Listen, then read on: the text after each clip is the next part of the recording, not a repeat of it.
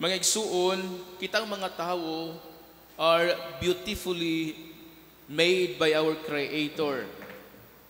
We are made in His image and likeness. Ingon anak taniya kapinangga, ingon anak taniya gihigugma taniya pag-ayo. Og wala lang taniya buhata nga walay rason.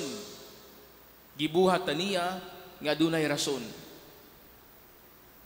O gitagaan kita niyag luna dito sa gingharian sa langit.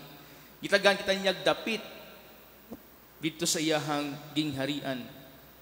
O ang rason nga nang gibuhat taniya, mao ang pag-ila kaniya, pagdahig kaniya, pagpasalamat kaniya, o pag-ampo kaniya. Pero sa iyang pagbuhat kanato, sa iyang paghatag kanatog dapit dito sa iyang gingharian, adunay mga anghel nga dili makadawat. Mga anghel nga yang gipanghimo usab, nga yang gitagaan og gahom. Dili makadawat kanato dito sa iyang gingharian. Manang misupak sila sa kabubuton sa Dios. Ang mga anghel iya usab gitagaan og intellect, yang gitagaan og gahom. Apan aduna sa mga anghel nga gigamit ang ilang gahom, batok ngadto sa magbubuhat. Mo nang gipanghulog sila sa Ginoo, gipantambog sa Ginoo, ang uban dito sa impyerno. Ang ilang pinaka-leader dito sa impyerno gitambog sa Ginoo. Apan ang uban dinhi sa kalibutan. Mo nang kinahanglan kita nga magbantay sa tong pagkinabuhi dinhi kalibutan. Sa unsang paggiha kita magbantay? Una, paniid sa mga timailhan sa panahon karon. Ikaduha, pamalandong. Ikatulo, pag-ampo. Mo kinatangay natong buhaton sa itong pagpakabuhi ng kalibutan. Maniid kita, mamalandong o mag-ampo kanunay. Kay nga naman, kaya ang mga anghel nga gitambog sa Ginoo ngadto sa impyerno ug sa kalibutan gitawag sa mga fallen angels, mga yawa, mga demonyo. O kini sila kanunay ni silang magtintal kanato. Kanunay magsulsul kanato sa pagbuhat, sa mga dili maayong buhat, sa pagsupak usab sa kabubuton sa Dios. Ug unsa man ang ilahang atake sa tao, satol lang kaayo ng pag-atake sa tao. Una, ilang atakihon ang hunahuna sa tao. Dauton nila ang hunahuna sa tao. Ikaduha, ang emosyon sa tao. Hunahuna sa tao, kinabitang ilang gubon, ilang ipoison ang atong panghunahuna. For example, halimbawa, pananglitan. Gitagaan gasa sa Ginoo ang gasa, dakong gasa sa pagtuo. Ug sa atong bunyag ato kanadawat. Apan, ang yawa mo gamit niini sa atong panghunahuna. Doon na tayo pagtuo, apan atong sagulan og mga patuo-tuo. Kunya, we tend to rationalize everything. Mingon din nga, wala may mawala na mo kung mo tuo miini. Sayop ka na nga panghunahuna. O gikan ka na sa demonyo. Wala may mawala na mo, Father, kung mo tumig mananambal. Wala may mawala na mo, Father, kung maghalad-halad mi. Wala may mawala na mo, Father. Kung inani among buhaton, kay mao man ni nabuhat sa katigulangan, mao man ni among naandan. Sayop na nga panghunahuna. O gigamit na sa demonyo. Sa pagkatinuod, dako kaayo ang nawala nato ni ana. Nawala ang grasya sa Dios nga mao yung magprotektar unta kanato. Nawala ang grasya sa Ginoo nga mao'y magagiya, magapanalipod kanato di sa pagkinabuhi ning kalibutan. O kadua, that is a sin against our faith. Nakasalatan na ana sa unang kasuguan sa Dios.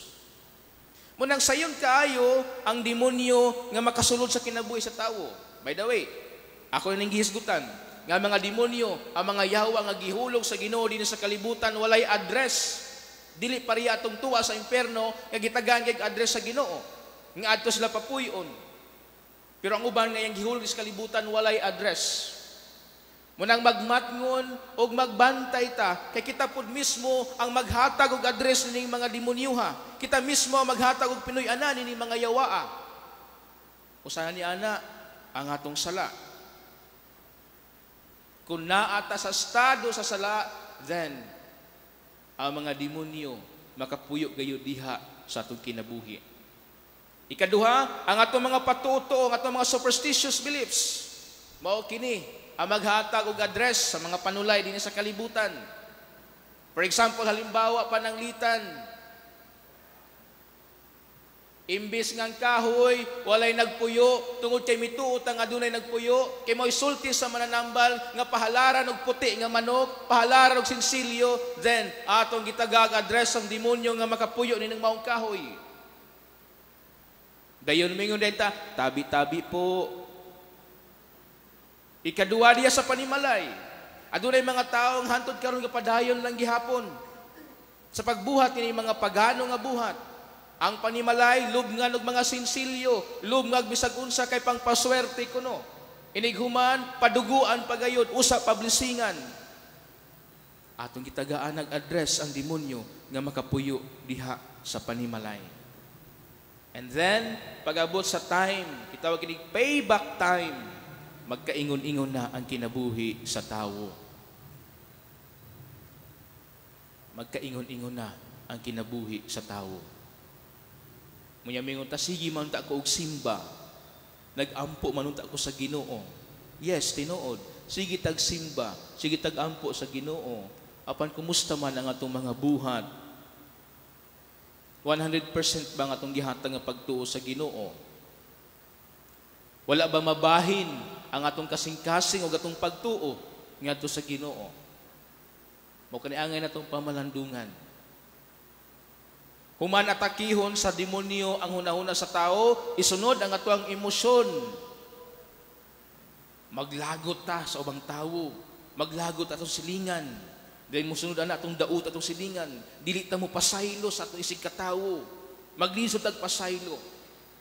Magtanom tag kasilag, magtanom ta og kaligutgot, magtanom ta og hatred sa atong isig katawo. Og mao na ang mga butang nga taguan sa demonyo diha sa atong kinabuhi. Munang magbantay ta, kay kung magpabilin kini sa atong kasing-kasing, magpabilin kini sa atong pagkinabuhi, way siguro, nangaposes na ta, gipuy-an na ta, o giyawaan na ta. Walay siguro, kung nasaniban na ta. Apan, mga igsoon ko na ni Kristo, nindot kaayo, tungod kay bisan paman, ingon ani, ang kinabuhi sa tawo, ang Dios kanunay lang gihapong nahigugma sa tawo.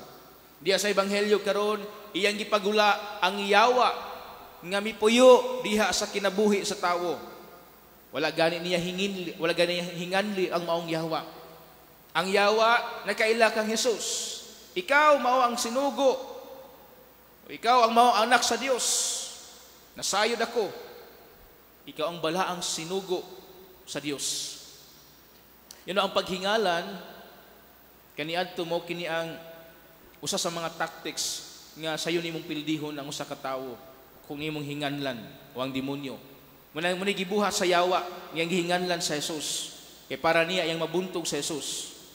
Apan atong nakita kung unsa kagamhanan ang Dios. Atubangan sa Dios ang demonyo walay gahom. Atubangan sa Dios ang yawa dili makaatraka. So unsa may angay natong buhaton aron ang yawa, aron ang demonyo dili makapuyo sa atong kinabuhi, dili makapenetrate sa atong kinabuhi, o kanunay kita nga naa sa grasya sa Dios. Simple lang kaayo. Una, observe, reflect, and pray. Paniid diya sa imong kinabuhi, ilabi na sa mga timailhan sa panahon. Pamalandungi ang imong kinabuhi, ilabi na itong mga binuhatan. Kung nasubay pa ba kini sa makabubuton o pamaagi sa Ginoo. Pag-ampo. Because prayer is the weapon against temptation. Prayer is the weapon against the evil spirit. Ang tayo angay na itong paghahimuon. And be in a state of grace. So, sa pagya kita nga kanunay nasa grasya sa Dios, kung kita makasala na ang sakramento sa kumpisal, na ang Ginoo nagpaabot ka nato, aron kita yang hugasan, aron kita malimpyo pag-usab, ug aron kita maprotektahan kanunay sa iyang grasya ug panalangin.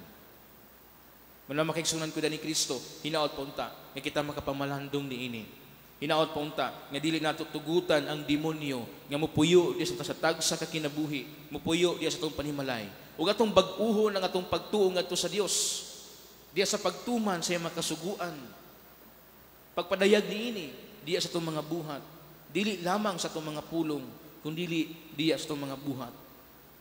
Ug pangayoon nato ang panabang ni San Gregorio o Saint Gregory nga usa ka santo papa ug doktor sa simbahan nga pinaagi sa iyang firm nga pagtuo, pinaagi sa iyang lig-on nga pagtuo, siya nakadisiplina diha sa simbahan ug nahimo siyang panig-ingnan sa mga anak sa Dios, sa mga Kristiyanos.